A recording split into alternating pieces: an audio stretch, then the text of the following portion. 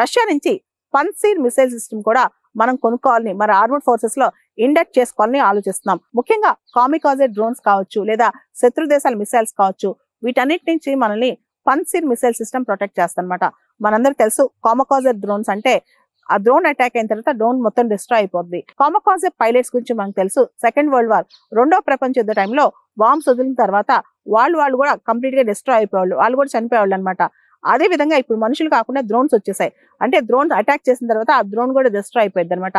వీటన్నిటి నుంచి మనం కాపాడుకోవాలంటే రష్యాకి సంబంధించిన పన్సీర్ మిసైల్ సిస్టమ్ కూడా కొనుక్కోవాలని చెప్పి ఇండియా ఆలోచిస్తుంది. దీంతో పాటు మన రక్షణ శాఖ 87 medium altitude long endurance drones కూడా పర్చేజ్ చేయబోతుంది. ముఖ్యంగా ఈ పర్చేజ్ అనేది లోకల్ ఫర్మ్స్, భారతదేశానికి చెందిన ప్రైవేట్ ఫర్మ్స్ నుంచి కొనుక్కునే అవకాశం కనిపిస్తుంది అనమాట.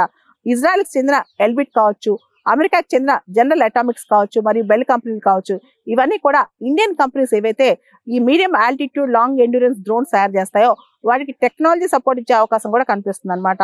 ముఖ్యంగా మనం చూస్తే కనుక S-400 సంబంధించి 400 kilometres, 200 kilometres, 150 kilometres, 40 kilometres range surface to air missiles మనం ఇప్పుడు ప్రొక్యూర్ చేసుకుంటున్నాం అనమాట.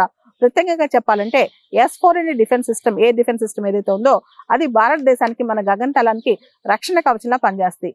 ఎప్పుడు కూడా మనం సన్నద్ధంగా ఉండాలి, మిసైల్స్ కూడా రెడీ పెట్టుకోవాలి. కాబట్టి పూర్తి స్థాయిలో మనం S-400 సంబంధించిన మిసైల్స్ ను రెప్లెనిష్ చేసుకోవడానికి ట్రై చేస్తున్నాం, అంటే పునరుద్ధరణ చేసుకోవడానికి ట్రై చేస్తున్నాం అనమాట. దీనికి సంబంధించి రష్యన్ కంపెనీ నుంచి మనం ప్రొక్యూర్ చేసుకునే అవకాశం కనిపిస్తోంది.